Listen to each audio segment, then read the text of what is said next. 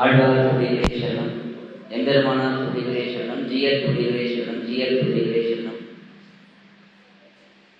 இன்றைய தினம் திருப்பாணாழ்வாருடைய திருநட்சத்திரம்.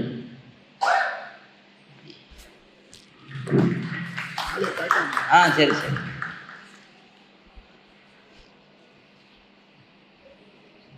இன்றைய தினம் திருப்பாணாழ்வாருடைய திருநட்சத்திரம். இது ஒரு மிக முக்கியமான ஒரு நாள், மிக உயர்ந்ததான ஒரு திருநாள். நம்முடைய ஸ்ரீ வைஷ்ணவ சம்பிரதாயத்திலே திருப்பாணாழ்வாருக்கு இருக்கக்கூடிய பெருமை மற்ற எந்த ஆழ்வாரும் இல்லை என்று சொல்லலாம். அப்படிப்பட்ட பெருமையை பெற்றவர் திருப்பாணாழ்வார். அவருடைய சரித்திரம் பெரும்பாலும் எல்லாருக்கும் ஓரளவு தெரிந்திருக்கும். சுருக்கமாக அதை ஞாபகப்படுத்துகிறேன். அதற்கு மேலே நாம் சில விசேஷ அனுபவங்களை பார்க்கலாம். திருவோழியம் என்கிற நிர்தேசம், திருக்கோழி என்கிற நிர்தேசம் நமக்கு இங்கிருந்து மிக அருகிலே இருக்கக்கூடிய நிர்தேசம்.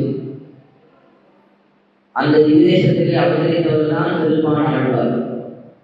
பாணர்குலத்திலே அவதரித்தவர். எப்பொழுதும் எம்பெருமான் விஷயத்திலே மிகவும் அன்பு கொண்டு, எப்பொழுதும் எம்பெருமானுக்கு வீணை கைங்கரியத்தை பண்ணி, கான கைங்கரியத்தை பண்ணி அதிலேயே திளைத்திருந்தவர். நேற்றைய தினம் மிக விசேஷமான திருமங்கையாழ்வாருடைய திருநட்சத்திரம் கொண்டாடப்பட்டது. இன்றைய தினம் திருப்பாணாழ்வாருடைய திருநட்சத்திரம் கொண்டாடப்படுகிறது. கார்த்திகை மாதம் வந்தாலே கொண்டாட்டங்கள் தான் தொடங்குகின்றன. மேலும் மார்கழி மாதத்திலே முழுக்க திருப்பாவை வைபவம் என்ன, அத்தியன உற்சவம் என்ன, இதிலே நாம் நன்றாக அனுபவித்திருக்க போகிறோம். அதற்கு ஒரு முன்னோட்டமாக இந்த கார்த்திகை மாதத்திலே சில வைபவங்களை நாம் அனுபவிக்கிறோம். அதிலே முக்கியமாக திருமங்கையாழ்வாருடைய திருநட்சத்திரம், திருப்பாணாழ்வாருடைய திருநட்சத்திரம், இவை இரண்டும் அமைந்திருக்கின்றன.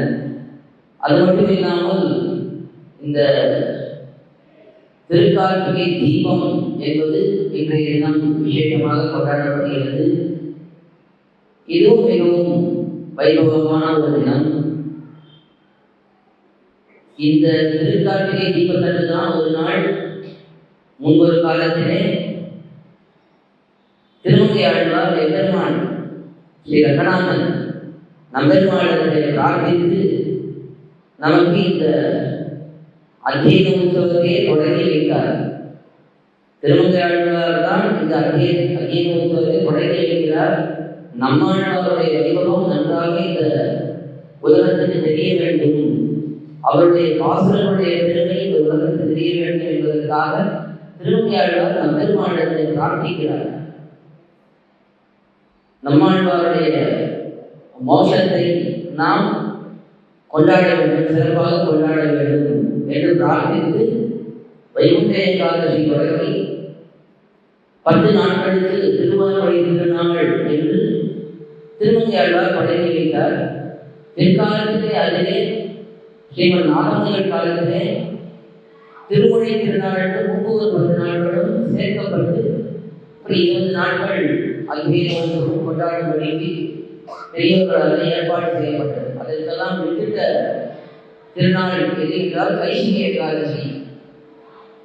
அதுக்கு மேலே திருக்கார்த்திகை தீபம், திருக்கார்த்திகை தீபத்தை தான் பிரார்த்திக்கிறார். திருக்கார்த்திகை தீபம் இன்றைய தினம் அதுவும் மிகவும் விசேஷமான ஒரு தினம். இந்த நாளிலே தான் எம்பெருமானத்தை பிரார்த்தித்து இந்த அத்தியன உற்சவம் பண்ண வேண்டும் என்று தொடங்கப்பட்டது. அது மட்டும் இல்லாமல் கைசிகை ஏகாதசி அதுவும் இந்த கார்த்திகை மாதத்திலே தான் அமைந்திருக்கும். இந்த கைசிகை ஏகாதசி தான் நம்பாழ்வானுடைய பெருமையை உலகுக்கு காட்டின நாள். நம்பாழ்வானும் இதே போல ஒரு கானத்தை பாடி எம்பெருமானை மகிழ்விக்கக்கூடிய கைங்கரியத்தை பண்ணி வந்தவர். அந்த நம்பாழ்வான் விஷயத்திலே திருக்குறளை நம்பி என்பதுமான் எவ்வளவு பிரீத்தியை பண்ணினார் என்றால், அந்த அடியவரை நம் பாடுவான், நமக்காக பாடுவார் என்று அபிமானித்தார். எப்படி நம்மாழ்வாரை நம்பெருமாள் நம்மாழ்வார் என்று அபிமானித்தாரோ, அதே போல பட்டர் நஞ்சியர் என்று அபிமானித்தாரோ, நஞ்சியர் எப்படி நம்பிள்ளை என்று அபிமானித்தாரோ, அதே போல இங்கு இருக்கக்கூடிய அடியார்கள் எல்லாம் திருவரங்கம் திருமூன்றத்தில் இருக்கக்கூடிய அடியார்கள் எல்லாரும் எப்படி நம்பெருமாள் என்று அபிமானித்தார்களோ ஆசைப்பட்டார்களோ, அதே போல திருக்குறளை நம்பி இவன் நம் பாடுவான் என்று அப்பொழுதே அபிமானித்தார். அவரும் ஒரு மாணவரிடத்திலே அவர் தெரிந்தவர் தான். அவருடைய திறனே மிக சிறந்த பெருமை. இப்படி இந்த கார்த்திகை மாதத்திலே பல பல வைபவங்கள் இருந்தாலும் நமக்கு முக்கியமாக எது காட்டப்படுகிறது இங்கே இன்றைய தினம் என்றால் திருப்பாணாழ்வாருடைய திருநட்சத்திரம். இவர் திரு உதயங்களை அவதரித்தவர். கார்த்திகை மாதம் ரோகிணி நட்சத்திரத்திலே அவதரித்தவர். எப்பொழுதும் எம்பெருமான விஷயத்திலே ஈடுபட்டு கானத்தையே பாடிக்கொண்டிருந்தார். இங்கே தென்திருக்காவேரி அக்கறையிலே இருந்து கொண்டு அங்கிருந்து சேவித்தால் நேரே பெரிய பெருமாள் சேவை. அங்கிருந்தே அந்த பெரிய பெருமாளை மானசீகமாக ஒவ்வொரு நொடியும் சேவித்துக் கொண்டு எப்பொழுதும் அந்த எம்பெருமான விஷயமாக பாசல்களை பாடிக்கொண்டும் பாடல்களை பாடிக்கொண்டும் வேலையை மீட்டிக் கொண்டும் மிகவும் ஈடுபட்டிருந்தார். அப்படிப்பட்ட திருப்பாணாழ்வார் விஷயத்திலே தான் எம்பெருமானார் மிகவும் ஈடுபட்டார். அது மட்டும் இல்லாமல் முற்காலத்திலே எத்தனையோ பெரியவர்களும் ஈடுபட்டார்கள். முக்கியமாக லோகசாகர மகாமுனிவர் அவரால் திருப்பாணாழ்வாருடைய பெருமையை உலகத்தில் நன்றாக தெரிந்தது. ஏன்னா ஒரு தடவை தெரியாமல் போய் கல்லை போட்டு அவசாரப்பட பெரிய பெருமாள் அவரை கையெழுத்திலே சேர்த்துக் கொள்ளவில்லை. எப்படிப்பட்ட அவசாரத்தை வடிவமைத்தீர்கள்? நம்முடைய பான விஷயத்திலே போய் இப்படி காய்ந்த அவசாரத்தை கண்டிருக்கிறேன். பொதுவாக நம்முடைய சம்பிரதாயத்தை சொல்வார்கள், அபசாரங்கள் 3 விதம். மானச அபசாரம், மனதாலே ஒரு இடத்தை கவலை அளிப்பது. வாஞ்சிக அபசாரம், வாங்காலே ஒரு இடத்தை கவலை அளிப்பது. காய்க அபசாரம், உடம்பாலே ஒருத்தரிடத்திலே தவறு அளிப்பது. மானசீகமான அபசாரம் நாம் ஒருத்தரிடத்தில் படுறோம்னா கூட அது நமக்கு மட்டும்தான் தெரியும், எம்பெருமானுக்கு தெரியும். இப்போ யாரையோ ஒருத்தர் பார்த்து தெரிவிக்கிறோம், அது அவருக்கு தெரியாமலே கூட இருக்கலாம். நாம் அவரை பார்த்து சிரிச்சு பேசிட்டு இருக்கலாம். ஆனால் மனதில் இருக்கிறோம், இது மானசீக அபசாரம்னு சொல்லுவோம். அதுக்கு எம்பெருமானத்திலே நாம் மன்னிப்பு கேட்டோம் என்றால் அதோடு போய்விடும். ஏன்னா அவனை வேறு யாருக்கும் தெரியாது. வாஞ்சிக அபசாரம் என்பது வாக்காலே பண்ணுவது, யாரையாவது பார்த்து நிந்திப்பது, யாரையாவது கோபப்பட்டு பேசுவது, இதெல்லாம் வாஞ்சிக அபசாரம். காய்க அபசாரம் என்று உடற்பாலே ஒருத்தரை அடித்து துன்புறுத்துவது, அதுவும் மிகவும் கொடூரமானது. இதுவே இதற்கு கொடூரமானது என்றால் காய்க அபசாரம். ஒருத்தரை கை நீட்டி அடிப்பதோ, ஒருத்தரிடத்திலே நாம் அவர் உடற்பாலை துன்புறுத்துவதோ மிகவும் கொடூரமாகும். அதைத்தான் இங்கே லோகசாகர மகாமுனிவர் பண்ணினார். அது பெரிய பெருமாள் அவரை உள்ளேயே அனுமதிக்கவில்லை. நீர் போய் திருப்பாணாழ்வாரை அழைத்து கொண்டு வாரும், நம் பாணனை அழைத்து கொண்டு வாரும், அப்பொழுதுதான் நீ கைதிற்கு வரலாம் என்று சொல்லிவிடுகிறார். எவ்வளவு பெரிய பெருமாளை இதை காட்டிக் கொள்கிறார். அடியார்களிடத்திலே அவசாரப்படக்கூடாது.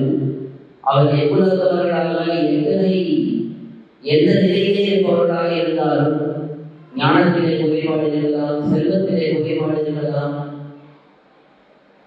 பிறப்பிலே ஒரு பிறவியிலே பிறந்திருக்கலாம், எந்த பிறவியிலே பிறந்தாலும், எந்த ஞானத்திலே இருந்தாலும், எந்த செல்வத்தை உடையவராக இருந்தாலும் அவரிடத்திலே நாம் அவசாரமே படக்கூடாது என்பது முக்கியமாக காட்டப்பட்டது. இதிலும் முக்கியமாக நாம் சிந்திக்க வேண்டிய விஷயம். ஏனெனில் இந்த காலகட்டத்தில் நிறைய அபசாரங்கள் நடக்கின்றன. அது கோயில்களாக இருக்கட்டும், பொது வீடுகளாக இருக்கட்டும், ஒருத்தருக்கு ஒருத்தர் ஒரு அந்யோன்ய பாவம் இல்லாமல், ஒருத்தருக்கு ஒருத்தர் ஒரு புரிதல் இல்லாமல் மற்றவர்களை பார்த்து சுலபத்திலே வாக்காலை விதிப்பது என்பது நிறைய நடக்கிறது. அதாவது ஒரு அடியவர்கள் கோயிலே ரொம்ப கூட்டமாக இருக்கும்.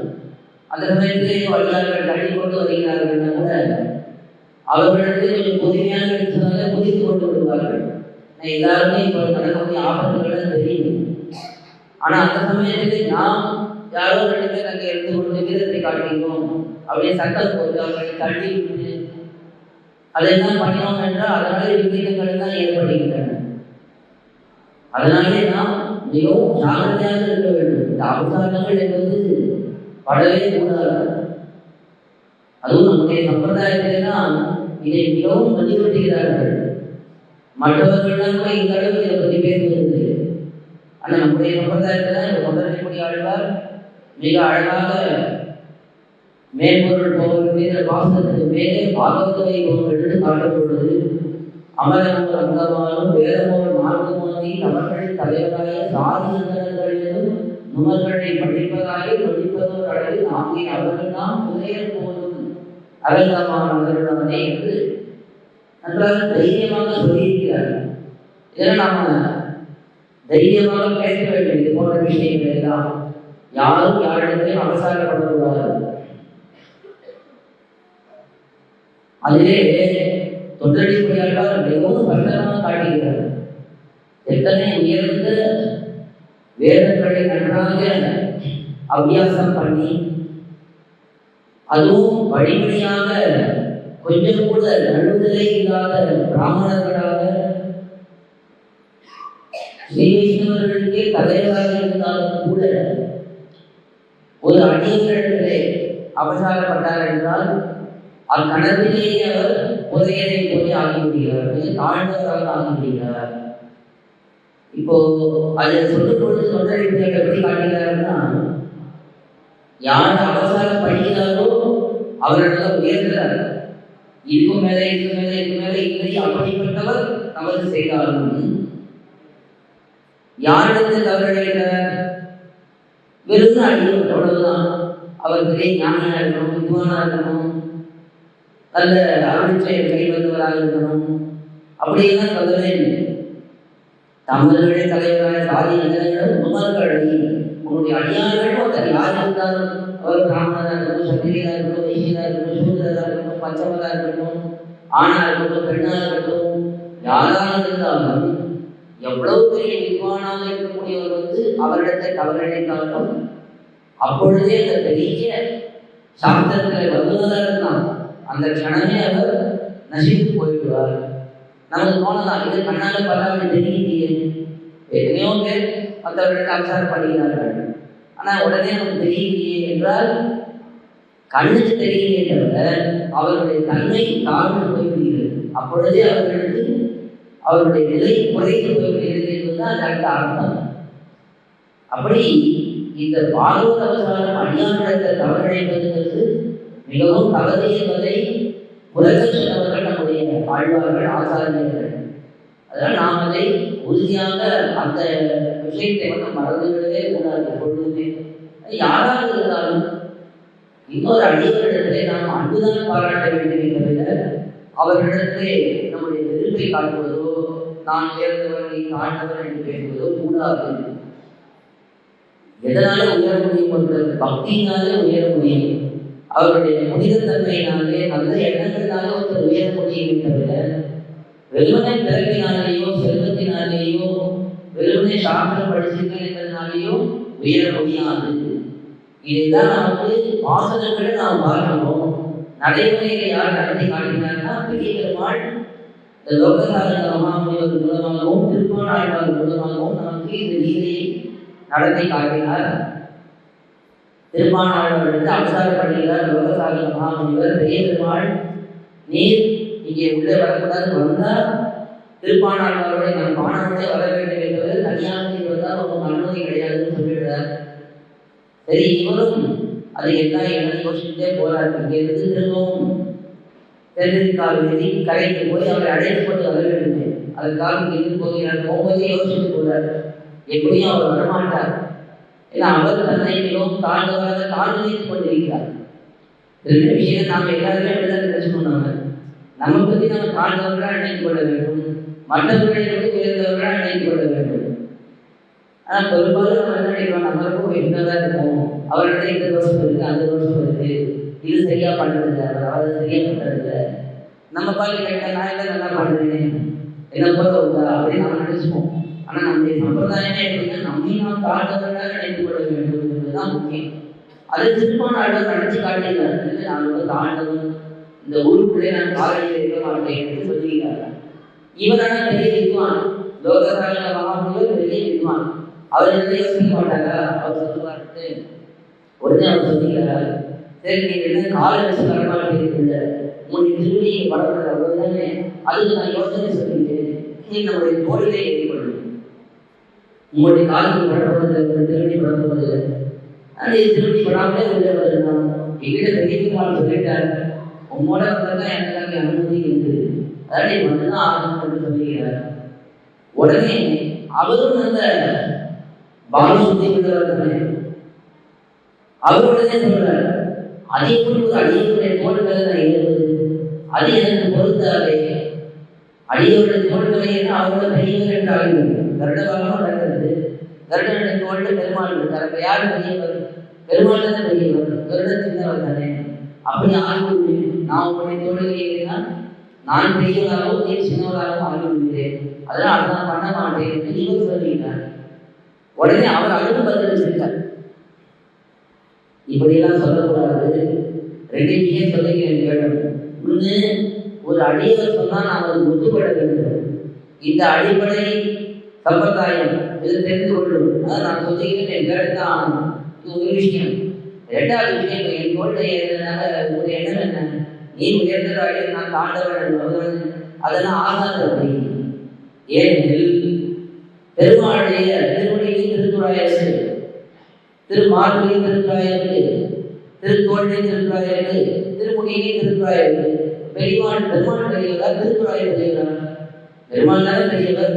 தான் ஆசையாக திருத்துறாயர் கதையை சொல்லிக்கொள்கிறார், தன்னுடைய தோழில் ஆசையாக வச்சுக்கிறார். அதே போல உங்களை ஆசையை என்னை தோழ வச்சுக்கிறேன், ஏறிக்கொள்ளும், இதுக்கு மேலே பேசக்கூடாது அப்படின்னு சொல்லியிருக்காங்க. அதுக்கப்புறம் மறுபடி திருப்பாணம் வராது. அதுவும் பெரிய பெருமாளுடைய ஆணை என்பதனாலே ஒரு வாரம் இசைத்து வருகிறார். வரும் பொழுதே அமர்நாதித்தான் 10 பாசல்களையும் பாடிக்கொண்டே வருகிறார். முதல் பாசல் தொடங்கி அந்த தென்காவிரியை தொடங்கி உள்ளே வரும் பொழுது அப்படியே அதை பாடிக்கொண்டே வருகிறார். கடைசியிலே கர்ப்பதற்கு அருகே வந்து விடுகிறார். கர்ப்பதற்கு அருகே வரும்பொழுதுதான் கொண்டனை கோமதான வெண்ணெய் உள்ளத்தாலே அண்டர்வானே அமுதனை கண்டகங்கள் மற்றொன்றை காணாதே. இந்த திருவேணியை சேவித்தவர்கள் எனக்கு இனிமேல் இதை சேவிக்க வேண்டாம். ஏன் இந்த நாள் சேவித்ததே இல்லையா என்றால் நேரே சேவித்தது, மனதிலே சேவித்திருக்கார். பெரியவர்கள் நன்றாக ஒரு மனக்கண்ணிலே காட்சி கொடுக்கிறார். இருந்தாலும் எப்பொழுதுமே ஆழ்வார்கள் பிரத்யட்ச அனுபவத்தை நேராக அனுபவிக்க வேண்டும் என்று ஆசைப்படுகிறார்கள். அந்த அனுபவம் அவருக்கு கிடைக்காமலே இருக்கிறது. இப்பொழுதுதான் அது கிடைக்கிறது. கிடைத்த உடனே இதுக்கு மேல என்ன இருக்கணும், இந்த உலகத்திலிருந்து அனுபவிக்கிறது எதாவது சில பேர் தான் இருக்கா, ஒரு மாதத்துக்கு இவ்வளவு சம்பாதிக்கணும், 1 லட்சம் சம்பாதிக்கணும், 2 லட்சம் சம்பாதிக்கணும், வேலை பார்த்துட்டே இருக்காங்க. திடீர்னு ஏதாவது ஒரு பெரிய அவர்களோட நிறுவனத்தில் வேலை பார்க்குறாங்க, அங்கே இந்த பங்குகள்லாம் கொடுப்பாங்க. இவருக்கு ஏதோ ஒரு 10,000 பங்கு கொடுத்துருப்பாங்க. அந்த 10,000 பங்குக்கு ஏதோ ஒரு பங்குக்கு 1000 ரூபாய் 10,000 ரூபாய் இருக்கும். திடீர்னு ஒரு நாள் பெரிய கோடீஸ்வரர் இருக்காரு. அதுக்கப்புறம் ஒரு தோணை இதுக்கு நான் எதுக்கு வேலை பார்க்கணும், எதுக்கு நான் என்ன பண்ணணும், ஒன்றுமே பண்ணது இல்லையே, எனக்கு குறிக்கோள் மாதத்துக்கு 1 லட்சம் ரூபாய் சம்பாதிக்கணும். இப்போ திடீர்னு நான் ஒரு நாளே எனக்கு 50 கோடி வருது. இனிமேல் நான் என்ன மாதத்துக்கு 1 லட்சம் மாதத்துக்கு என்ன பண்ணுறதுக்கு என்ன இருக்கு, ஒன்றுமே இல்லையே. அதை போல அவர் இத்தனை நாள் மனக்கண்ணாலே அனுபவித்துக் கொண்டிருந்தார். அந்த அனுபவம் ஒரு வாரம் இருந்தாலும் நேரே கண்டதே பெரிய பெருமாளை அனுபவித்த பிறகு அவருக்கு வேலை எதுவுமே வேண்டாம் என்று தோன்றியிருந்தது. பெரிய பெருமாளை பார்க்கிறார். சரி, இவரை இனிமேல் இந்த உலகத்திலே வைத்துக் கொள்ளக்கூடாது, நம்மிடத்திலேயே சேர்ந்து கொள்ளலாம், பரவ வந்து நடை கொண்டு போகலாம் என்று தன்னிடத்திலே தன் திருவடியிலேயே அவரை அந்தரங்கமாக உள்ளே கூறுபடி பண்ணி வருகிறார். எவ்வளவு பெரிய பாக்கியம் திருப்பாணாழ்வாருக்கு! ஆண்டாள் கிடைச்ச பாக்கியம் திருப்பாணாழ்வாருக்கு. வேற எந்த ஆழ்வாருக்கு இந்த பாக்கியம் இல்லை. ஆண்டாளுக்கு தான் பெரிய பெருமாளை வந்து சேவிக்கணும்னு திருக்கல்யாணத்துக்காக வருகிறாள். நேரே அப்படியே அங்கிருந்து ஒரு முத்து பதத்தை ஆண்டாளை எழுந்தருள பண்ணி கொண்டு வர இங்கே வந்து இறங்கிய பிறகு நேரே பெரிய பெருமாளை நிறுவனத்துக்கு உள்ளே போகிறாள். அப்படியே அங்கேயே பெரிய பெருமாள் திருமேனிக்குள்ளே மறைந்து போய்விடுகிறாள். அங்கிருந்து அப்படியே திருநாட்டுக்கு சென்று விடுகிறாள். அப்படி ஆண்டாள் ஆச்சாரியர் கிடைத்த பாக்கியம் திருப்பாணாழ்வாருக்கு கிடைத்தது. அவளுக்கு எவ்வளவு பெரிய தீபம் இருக்கும்.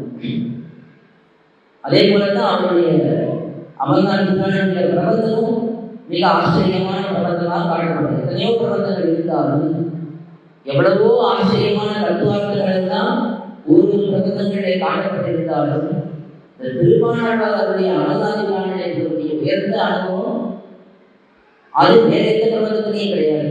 அது என்ன அனுபவம்னா பெரிய பெருமாளுடைய திருமேனி அனுபவம். வெறுமனே பெரிய பெருமாளுடைய திருமேனியை மட்டும் படிப்படியாக அனுபவிக்கிறார். முதல்ல திருவடிகள், அதுக்கப்புறம் அவருடைய திரு பீதாம்பரம், திரு உண்டி, திருமார்பு, திருக்கழுத்து, வரிசையாக அனுபவித்து கொண்டு போய் கடைசியில் முழு திருமேனி அனுபவித்து இந்த அனுபவம் போதும் என்று எதிர்மானிடம் சேர்த்து முடிகிறார்கள். எந்த விஷயத்தையும் நோக்கம் வைக்காமல் சம்சாரத்தை நஷ்டப்படுறேன், எங்கே போய் என்ன திரும்பியாக வாடி மனத்தால் கொண்டே பண்ணுவதை குறிக்கோள் எவ்வளோ விஷயங்கள்லாம் பாடி தாம் பட்ட கட்டத்தெல்லாம் எதிர்மானத்தை தொடர்ந்து கேட்டு விட்டார். ஆனால் பெரிய பெருமானத்தை அமர்நாட்டின் பாடும் பொழுது இவர் எந்த விஷயத்தையும் கேட்கறது. இத்தனை காலம் அனாதி காலமாக சம்சாரத்தை கஷ்டப்பட்டேன், அதெல்லாம் ஒன்றுமே பேசுறது. திருமேனி அதை அனுபவிக்கிறார், அதை மட்டும் வெளியிடுகிறார். அப்படியே பெருமானத்தை போய் சேர்ந்து விடுகிறார். அப்படிப்பட்ட அனுபவத்தை காட்டக்கூடியதாக அமர்நாட்டின் மட்டும்தானே இருக்கு. எத்தனையோ பிரபந்தங்கள் இதை போல நேரே எது இருக்கிறதே முக்கியம். நமக்கு அச்சாவதார சர்வே தான் முக்கியம்.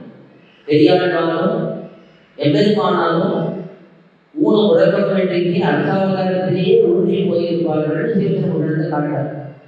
அப்படி இருந்தவர்களே சிறந்தவராக பெரிய பெருமாள் விஷயத்தில் மூழ்கி இருந்த திருப்பாணாழ்வார் அவருடைய பிரபந்தமும் பெரிய பெருமாளுடைய திருமேனி அனுபவத்தை மட்டும் விளக்குவதாக மிகவும் அழகாக அமைந்திருக்கிறது.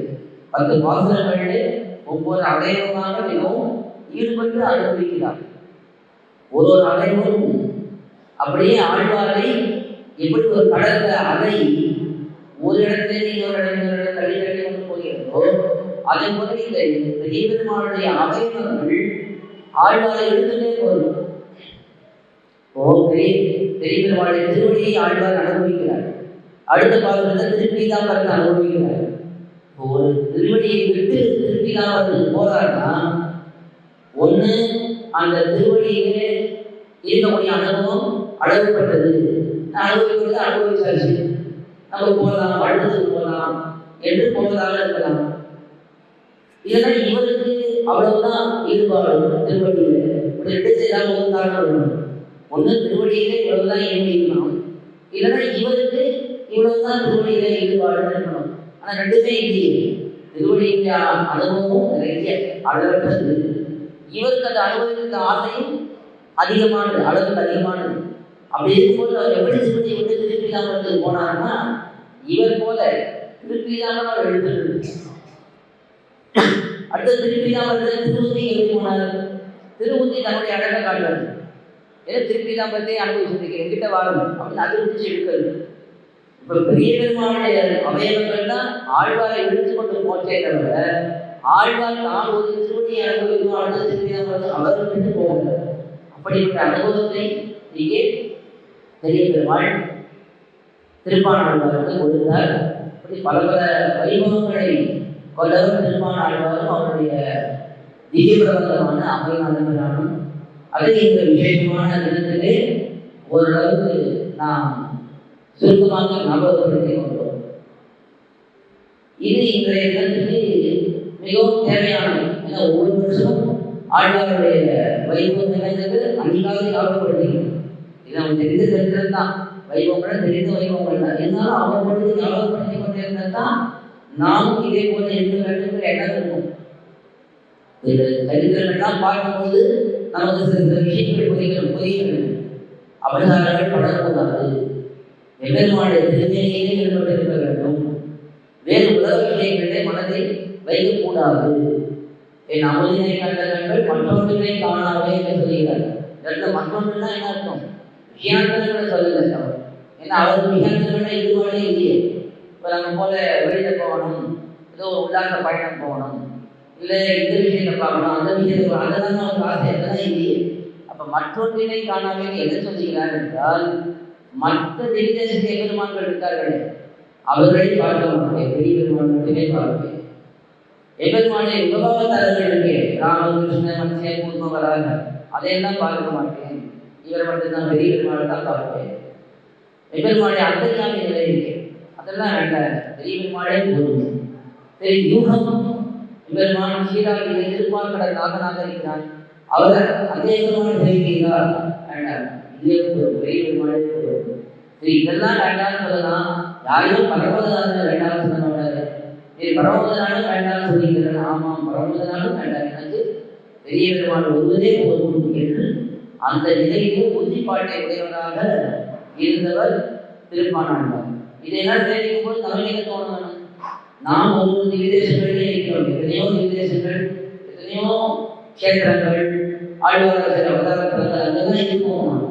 அங்கே இருக்கும்போது நாம் அந்த அர்த்தாத்திரிமையிலே அன்போடு இருக்க வேண்டும். நமக்கு அன்புக்கு விஷயமே எம்பெருமானுடைய அர்த்தாத்திரிமையும் அங்கே இருக்கக்கூடிய அடியவர்களுடன் தான்.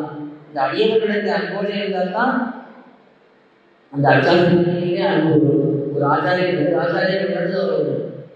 ஒரு உரையாடல் நடக்கிறது. ஒரு காலத்திலே நஞ்சியனுடைய காலம், வெற்றி என்று ஒரு ஆச்சாரியர், அவர் தான் ஞாபகம். அவர் போய் பெரிய பெருமாளை சேவிச்சுட்டு வரார். எதிர நஞ்சியர் வரார். இப்போ சொல்லுகிறார், எனக்கு என்னவோ பெரிய பெருமாளை சேவிச்சா ஒரு திருப்தியே ஏற்பட மாட்டேங்கிறது, சேவிச்ச மாதிரியே இல்லை என்று சொல்லுகிறார். அப்போ அதுக்கு நஞ்சியர் சொல்லுகிறார், அடியார்கள் எவ்வளவு அன்பு வளர்கிறதோ அவ்வளவு நமக்கு பெரிய பெருமாளுடைய அனுபவம் ரசிக்கும். அடியார்கள் அன்பு இல்லாமல் நான் பெருமாளை மட்டும் சேவிக்கிறேன், பெருமாளை மட்டும் சேவிக்கிறேன்னா அது ஒரு காலத்தில் நமக்கு ரசிக்காமலே போய்விடும். அதாவது பாகியர்கள் அடியார்களுக்குள்ளே அந்யோன்ய பாவம் இருக்க வேண்டும், ஒருத்தருக்கு ஒருத்தர் அன்போடு இருக்க வேண்டும் என்பது முக்கியமாக நாம் இதைதான் நினைவில் கொள்ள வேண்டும். இது இன்றைய காலகட்டத்திலே நாம் எப்படி நடைமுறைப்படுத்துவது? இது ஒரு பெரிய முக்கியமான விஷயம். நமக்கெல்லாம் நம்முடைய சம்பிரதாய விஷயங்கள் அது நிறைய கிடையாது. இந்த காலத்தில் ஒரு காலத்தில் நன்றாக சமர்த்தியாக இருந்தது. ஆச்சாரியர்கள் வாழ்ந்த காலங்களிலே நன்றாக சமர்த்தியாக இருந்தது. அது பிறகு கொஞ்சம் கொஞ்சமாக செய்யும் பொழுதுதான் கடந்த ஒரு 100 ஆண்டுகளிலே தொய்வுகள்லாம் ஏற்பட்டது. ஆனால் இப்போ திரும்பவும் ஒரு கடந்த ஒரு 40 வருடங்களாக 35-40 வருடங்களாக ஒரு புத்துணர்ச்சி ஏற்பட்டிருக்கிறது. அதுக்கு முக்கியமாக இந்த தொழில்நுட்ப வசதிகள், கைபேசி போன்ற விஷயங்கள்லாம் பக்திக்கும் நமக்கு உதவி பண்ணுகிறது. இப்படி கிடைக்கக்கூடிய நல்ல விஷயங்களை நிறைய பயன்படுத்திக் கொள்ள வேண்டும். தினந்தோறும் நாம் நம்முடைய காலத்தை ஞானத்தையும் பக்தியையும் வளர்த்துக் கொள்வதற்கான விஷயங்களில் ஈடுபடுத்த வேண்டும். பொழுது நிறைய இருக்கு, எல்லாருக்கும் நிறைய பேர் சொல்லுவாங்க, பொழுதே இல்லை, நேரமே இல்லைன்னு சொல்லுவாங்க. ஆனால் அந்த கைபேசியை வச்சுட்டு 1/2 மணி நேரம் அதையே விட்டாமல் இப்படி பண்ணிட்டு அதுக்கு பொழுது இருக்கும். பெரும்பாலும் அதை இப்படி பண்ணிட்டே இருக்காரு இல்லையா? அப்போ அதுக்கு போகிறது வந்து நம்ம 2 நிமிஷம் பார்த்தா 20 நிமிஷம் போயிருக்கும், நமக்கே தெரியாது. இப்போ பொழுது இல்லைங்கிறது நாம் ஏமாற்றிக் கொள்வதுதான். நம்முடைய பொழுதை நாம் தான் நல்ல முறையிலே பயன்படுத்திக் கொள்ள வேண்டும். எவ்வளவோ நல்ல விஷயங்கள் இப்பொழுது மிக மிக சுலபமாக கிடைக்கிறது. பெரியவர்களுடன் கூட இறங்கி வந்து நிறைய விஷயங்களை நன்றாக சொல்லி கொடுக்கிறார்கள். ரொம்ப அதிகாரங்கள்லாம் பார்ப்பதில்லை. அதிகாரங்கள்லாம் பார்த்துருந்தா நம்ம போன்றவர்கள்லாம் விஷயங்களை கற்றுக்கொள்ளவே முடியாது. நம்ம என்ன அதிகாரம் இருக்குது, நாம் என்ன ஒரு அனுஷ்டானம் வைத்துக் கொண்டிருக்கிறோம், என்ன ஒரு நிலையில் இருக்கிறோம் என்று பார்த்தாலே அவர்கள் பொதுவாக ஒரு வேலையை பார்த்துக்கொண்டு பெரும்பான்மையான நேரத்தை தேக யாத்திரைக்காக தான் போக்கிக் கொண்டிருக்கிறார்கள். ஏதோ கொஞ்ச நேரம் தான் நம்முடைய ஆத்மாவை நாம் பார்க்க வேண்டும், பெருமாள் விஷயத்தில் ஈடுபட வேண்டும். ஒரு நாளைக்கு 1/2 மணி நேரமோ 3/4 மணி நேரமோ 1 மணி நேரமோ இப்படிதான் பெரும்பாலும் ஒரு ஜனங்களான அடியார்களே இருக்கிறார்கள். ஆனால் சூழ்நிலை அப்படி எல்லாருக்கும் ஏதோ திரவியங்கள் தேவைப்படுறது, பணம் தேவைப்படுறது, அது உழைக்க வேண்டி இருக்கிறது. ஆனா இப்படி இருக்கிறது அப்படியே காலமாக போய் கொண்டிருக்க கூடாது. நம்முடைய எண்ணங்களை மாற்றிக்கொண்டு எம்பெருமான் விஷயத்திலே அடியார்கள் விஷயத்தை ஈடுபடுவதற்கு என்னென்ன நம்மை நம்மிடத்தை ஏற்படுத்தி கொள்ள வேண்டுமோ அதை கொஞ்சம் கொஞ்சம் ஏற்படுத்தி கொண்டு நேரத்தை இதில் செலவு பண்ண வேண்டும். ஒரு மணி நேரமாவது காலட்சேபம் கேட்க வேண்டும். ஒரு மணி நேரமாவது ஏதாவது நம்மளான கைத்தறியும் அருகிலேயே ஏதாவது கோயில் இருக்கும், நம்முடைய பெருமாள் கோயில் இருக்கும், அந்த இடத்துல போய் ஏதாவது சின்ன கைத்தறிகள். அது மட்டும் இல்லாமல் முக்கியமான சத்சங்கங்கள் கொள்ள வேண்டும். இது போல ஒரு பெரிய முயற்சி நடத்தி இந்த அடியார்களை இந்த ஒரு விசேஷமான இடத்திலே சேர்த்து ஒரு நிகழ்ச்சியை ஏற்பாடு பண்ணி பெரியவர்களை வரவழைத்து அவர்கள் வாயிலாக மங்களாசாசனம் பண்ணப்பட்டு இதெல்லாம் நடந்தது. இதெல்லாம் நாள்தோறும் அவ்வப்பொழுது நடந்து கொண்டே இருக்கிறது. இப்போ இனி நீங்கள் நடந்ததா ஒரு நாள் செய்கிறது, ஒரு நாள் ஆழ்வார்கள், ஒரு நாள் வேறு திருவள்ளிக்கரையில், காஞ்சிபுரத்தில், திருக்கோவலூர் இப்படின்னு இருக்கிற இடங்களெல்லாம் இருக்கக்கூடிய பாகவதர்கள் அடியார்கள் ஒன்று சேர்ந்து இது போல விஷயங்களை அவ்வப்பொழுது செய்தால் நமக்கும் ஒரு குறிக்கோள் இருக்கும். இப்போ நம்ம என்ன பண்ணுறோம்னா ஏதோ மொழியிலே இருக்கும், ஒரு வருஷத்துக்கு ஒரு நாள் இந்த மாதிரி வந்து அன்னைக்கு மட்டும் நம்ம ரொம்ப சந்தோஷமாக வந்து பெருமாள் தெரிவிக்கணும், அடியாரோட தெரியுது நல்லா தானே இருக்கு, நம்ம ஒன்றும் கசகலையே. இதே போல அடிக்கடி பண்ணினோம் என்றால் இன்னும் அந்த நட்பு ஸ்நேகமானது வளரும். மேலும் மேலும் கைத்தறிகளை சேர்ந்து பண்ணுவதற்கு நமக்கு ஒரு உறுதிப்பாடு ஏற்படும். முக்கியமாக பிரச்சாரங்கள் நிறைய பண்ண வேண்டும். சம்பிரதாய பிரச்சாரங்கள்னா நம்மளால் வெளியில போய் பார்க்கறதே இல்லை. எத்தனையோ மதஸ்தர்கள் எவ்வளவு பிரச்சாரம் பண்றாங்கன்னு பார்க்கணும். அதெல்லாம் கோடி கோடியாக செலவு பண்றாங்க. பணம் செலவு பண்ணுறது மட்டும் இல்லை, முழு நேர தொண்டர்களை அவர்கள் வைத்திருக்கிறார்கள். நம்ம இடத்துல தான் பெரும்பாலும் பகுதி நேர தொண்டர்கள் தான். இதோ மாதத்துக்கு ஒரு நாள் சொன்னா இதோ அதை பண்ணிட்டு போறேன் அவ்வளவுதான். ஆனா பல மதங்கள் பல சம்பிரதாயங்கள்ல அவர்களுக்கு முக்கியமான பலமே முழு நேர தொண்டர்கள். அது யாரால வர முடியுமோ அவர்கள் வரணும். இன்னைக்கே நாளைக்கே யாரும் சொல்லல, அடியும் அப்படியாக இருக்கு. ஏதோ கொஞ்சம் காலப்போக்கில் நம்மை மாற்றிக்கொண்டு நம்முடைய நிலையை கொஞ்சம் சரி செய்து கொண்டு ஏதோ ஒரு நிலையை போதும் என்ற இடம் கொண்டு இனிமேல் நம்மாலான கைகறிகளை பண்ண வேண்டும். முக்கியமா நாம் வெளியில போய் பிரச்சாரம் பண்ணுறதுனா கூட ரெண்டாவது பட்சம், நமக்குள்ளேயே நல்ல பிரச்சாரம் நடக்கும். எத்தனை பேருக்கு அடுத்த பட்சம் தான் தெரியும், எத்தனை பேருக்கு தர்மத்துறையை தான் தெரியும், எத்தனை பேருக்கு ராஜ்யத்துறையை தான் தெரியும். எல்லாரும் பள்ளி சம்ஸ்காரம் கட்டுப்படுகிறார்கள். பள்ளி சம்ஸ்காரம் கட்டுப்படக்கூடிய எத்தனை பேருக்கு இந்த விஷயங்கள்லாம் தெரியும். ஒன்றும் அடிப்படையாக இருக்கு. நான் யார், பகவான் யார், பகவானை அடைய வழி இல்லை, அடைந்தா என்ன பண்ண போறேன், அதுக்கு என்ன தடைகள், இதெல்லாம் ஆரம்பிச்சுக்கோ. இது எத்தனை பேருக்கு தெரியும், இது எத்தனை பேர் யோசிக்கிறார்கள், இதை பற்றி எத்தனை பேர் பேசுகிறார்கள், இதெல்லாம் நாம் சிந்திக்கணும். இதை போல இருக்கக்கூடிய அடியார்கள் ஓட்டியெல்லாம் இந்த விஷயங்களே முனைப்பா இருக்கும். நமக்குள்ளே முதல் பிரச்சாரம் நடக்கணும். நம்முடைய பிள்ளை, நம்முடைய பெண், நம்முடைய தம்பி, நம்முடைய அண்ணா, இவர்களுக்கே இந்த விஷயங்களை புரிதவில்லை. நம்முடைய நண்பர்கள், நம்முடைய கோட்டியில் இருப்பவர்கள், எந்த கோட்டியாக இருக்கும் எத்தனையோ கோயில்கள்லாம் திவ்ய பிரபந்த பாராயணம்லாம் சேவா பாராயணம் பண்ணிக்கிறார்கள். எத்தனை இடத்துல இதை பேசுகிறார்கள். ஏதோ ஒரு இடைவெளி இருக்கு, பெருமாளை கையை கடந்து பண்ணுகிறார்கள். 10 பேர் உட்காந்து பேசிட்டு இருக்கார். யாராவது அட்டபந்தத்தை பற்றி பேசி பார்த்துருக்கிறார், யாராவது தத்துவத்தை பற்றி பேசி பார்த்துருக்கிறார். ஏதோ என்னாச்சு, உட்காந்து என்னாச்சு, என்னாச்சு, என்ன பண்ண போறேன், நீ என்ன பண்ண போறேன், நான் என்ன பண்ண போறேன், யாரு எப்படி பண்ண போறா, அவங்க போறானா, இவங்க போறானா, இதை பற்றி தானே பேசிட்டு இருக்காங்க. ஆனா நம்ம எதை பற்றி பேசணும், எம்பெருமானை பற்றி பேசணும், நம்முடைய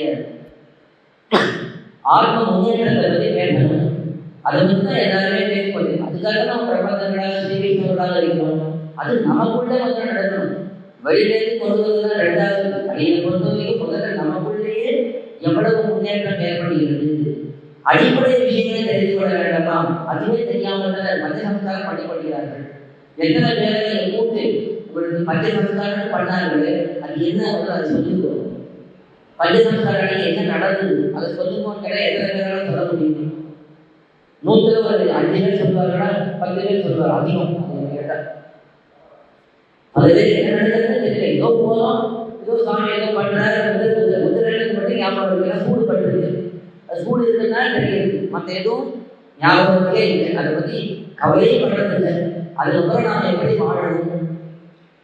சமாஜம் மாணவர்களுக்கும் ஆகாதவர்களுக்கும் ஒரு வித்தியாசம் இருக்கணும் இல்லையா? அவர்களுக்குள்ளே நாம் வாழப்படணும்னா இப்போ நாளைக்கு சமாஜம் பண்ணிக்கணும். முன்னாடியே வேலைக்கு போயிருக்கேன், இதே வேலைக்கு போயிருக்கேன், முன்னாடியே வெளியில் போனேன், உல்லாச பயணம் போனேன், திரைப்படத்துக்கு போனேன், விளையாட்டுக்கு போனேன், இவர் செய்வாரா அவர் செய்வாரான்னு உட்காந்து விவாதம் பண்ணிட்டு இருந்தேன். பஞ்சசம்ஸ்காரம் ஆச்சு, அடுத்த நாள் அதே தான் பண்றேன். அப்ப எது பஞ்சசம்ஸ்காரம் பண்ணிக்கணும்? பஞ்சசம்ஸ்காரம் பண்ணுறதுனால குறிக்கோள் என்ன? எம்பெருமானே அடைய வேண்டும், நம்முடைய எண்ணங்கள் உயர வேண்டும், அதுக்காக பண்ணிக்கணும். அப்ப அதுக்கான காரியங்கள் தான் நாம் பண்ணணும். இது எத்தனை பேர் பண்ணுகிறார்கள்? இது எப்படி நாம் அந்த ஒரு உணர்வை கொண்டு வர போகிறோம்? இதை எல்லாருமே சிந்திக்கணும். இதுக்கான முயற்சிகள் நிறைய பண்ணணும். அதுக்கு முக்கியமா புத்தகங்கள் மிக மிக தேவை. நம்முடைய கோயில்களில் நிறைய புத்தகங்கள் போட்டிருக்கோம். எளிமையா தெரிந்து கொள்ள வேண்டிய விஷயங்கள் தொகுத்து பல பல விஷயங்களை கொண்டிருக்கிறோம். இது போல அழிவுகளுக்கு நாம் மட்டும் எத்தனையோ பேர் பண்ணுகிறார்கள். அப்படிப்பட்டவர்கள் பண்ணக்கூடிய அந்த கைகளை ஆதரித்து இந்த புத்தகங்கள் எல்லா இடங்களிலும் அடியார்கள் எல்லா அடியார்களும் அங்கெல்லாம் போய் சேர்க்க வேண்டும். நிறைய அடியார்கள் கிரந்தங்கள் இருந்தா அவர்களோட பயணியவர்கள் இல்லை. நம்ம வீட்டிலே ஒரு கிரந்தம் இருக்கு, யாரோ 4 பேர் அடியார்கள் இருக்கிறார்கள், முன்னாடி மேசைகளை வச்சிருக்கோம்னா எடுத்து பார்ப்பாங்க. அதில் ஏதாவது ஒரு விஷயம் திடீர்னு அவர்கள் புரிவது, இந்த நாள் தெரியாத விஷயம் அன்னைக்கு தெரிந்து கொள்வார்கள். இல்லை தெரிந்த விஷயமே இருக்கும். ஒரு விஷயத்தை நம்ம ஒரு பெரியவர்களிடத்திலிருந்தோ ஒரு கிரந்தத்திலேயோ நம்முடைய மனதை வாங்கிட்டோம்னா அது சில மாற்றங்களை கொண்டு வரும். இது போல முயற்சிகளை நிறைய பண்ணணும். அது எல்லாரும் ஒத்துழைத்து என்ன பண்ணுறது யோசிக்கணும். எப்படி கிரந்தங்களை கொண்டு பலருக்கும் சேர்ப்பது, சம்பிரதாய விஷயங்கள் நிறைய பயிற்சி முகாம்கள் அதெல்லாம் பண்ணணும். அன்னைக்கு கூட அவர் வந்திருந்தார் மாணவர்கள் ராமானுதாசர். அவர்கிட்ட சொல்லிட்டு ஒரு 20 பேர் கூட்டுவாங்க, 10 பேர் கூட்டுவாங்க, பயிற்சி முகாம் வச்சுக்கலாம். எப்படி பிரச்சாரம் பண்ணணும், எந்த விஷயங்களை ஜனங்கள் எடுத்து சொல்லணும். அடியார்கள் முதலிடங்கள் கூட அடுத்தது அது முதல்ல நம்முடைய அடியார்களுக்கு எப்படி சம்பிரதாய ஞானத்தை அடிப்படை விஷயங்களை தெளிவாக சொல்ல வேண்டும். 10 பேர் வாங்க, 20 பேர் வாங்கும், 50 பேர் வாங்க, எத்தனை பேர் அடிய தயாராக இருக்கு. 2 நாள் வாங்கும், இங்கே பிரசாதம் தான் ஏற்பாடு பண்ணிக்கோங்க, இங்கேயே 2 நாள் நம்ம நிகழ்ச்சி வச்சுக்கலாம். எது முக்கியம்? ஆச்சாரியர்கள் வைபவம் என்ன, பஞ்சசம்ஸ்காரம்னா என்ன, ஸ்ரீ வைஷ்ணவர்கள் எப்படி வாழ வேண்டும், முதல் நிலை என்ன, 2ஆம் நிலை என்ன, 3ஆம் நிலை என்ன, எல்லாம் படிப்படியாக போக முடியும். ஒரே நாட்டிலே 4 திருப்பாணாக அப்படின்னு சொல்ல முடியுமா? அதனால முடியாது. ஆனால் ஏதோ ஒரு இன்னைக்கு இருக்கிறத இன்னும் கொஞ்சம் அதிகம், இன்னும் கொஞ்சம் அதிகம் அப்படின்னு முன்னேற முடியாது. அதுக்கான என்ன கல்வியை நாம் கொள்ள வேண்டும், இதையெல்லாம் யோசிக்க வேண்டும். இதை போல விஷயங்கள் படித்து அடிய தயாராக இருக்கேன். இன்னும் பல அடியார் பெரியவர்கள் அடியார்கள் தயாராக இருக்கிறார்கள். ஆனால் அதுக்கு ஒரு பெரிய எழுச்சி ஏற்பட்டு நிறைய பேர் வர வேண்டும். நிறைய பேர் வந்து இதில் மாற்றம் வேண்டும். இதில் இன்னொரு விஷயம், ஆண்கள் மட்டும் சொல்லுங்க, பெண்களும் வரணும். ஏன்னா ஒரு குடும்பத்திலே ஒரு பெண்ணானவள் சம்பிரதாய விஷயத்தை ஊட்டப்போட்டே இருந்தாள் என்றால் அந்த குடும்பத்தை வாழ்ந்து கொள்ளும். அந்த கணவன் எவ்வளவுதான் பக்தி இருந்தாலும் மனைவி என்ன சொல்லிக்கிறாளோ பெரும்பாலும் குழந்தைகள் இருப்பான். இன்னொன்று, அந்த பெண் தான் குழந்தைகளோட நிறைய நேரம் இருக்க போறாங்க. அதாவது பெண்களுக்கும் இது அடிப்படை கல்வி அவசியம். கண்டிப்பாக அவர்களும் தெரிந்து கொள்ள வேண்டும். அதே போல ஆண்டாள் ஒரு தீ இருக்கு, அதிலே ஓரளவுக்கு விஷயங்களை தெரிந்து கொள்பவர்கள் மற்றவர்களுக்கு எடுத்து சொல்லி புரிய வைக்கிறார். இப்போ சத்சங்கங்களை நிறைய பண்ண வேண்டும். அதுக்கு எல்லா முயற்சிகளும் எங்களுக்கு எழுத வேண்டும் என்று கேட்டுக்கொள்கிறேன். மேலே இது போன்ற வாய்ப்பு கிடைக்கும் பொழுது அடியையும் கலந்து கொள்கிறேன். நீங்களும் இது போல முயற்சிகள் பண்ணுவோம். இதோடு என்னுடைய இந்த விஷயங்களை புரிந்து கொள்கிறேன். உங்களுக்கு ஏதாவது கேள்விகள் கேட்கலாம். கோயில்.org நம் சம்பிரதாயத்தின் பல்வேறு புத்தகங்களை பல மொழிகளில் வெளியிட்டுள்ளது. சம்பிரதாய அடிப்படை விஷயங்கள் முதல் ஆழ்ந்த அர்த்தங்கள் வரை உள்ளடக்கிய பல புத்தகங்கள் books.coil.org வலைத்தளத்தில் உள்ளன. இப்புத்தகங்களை வாங்க coil.org@gmail.com மூலமாகவோ அல்லது வாட்ஸ்அப் எண்கள் 8220151966 அல்லது 9600595273 மூலமாகவோ தொடர்பு கொள்ளலாம்.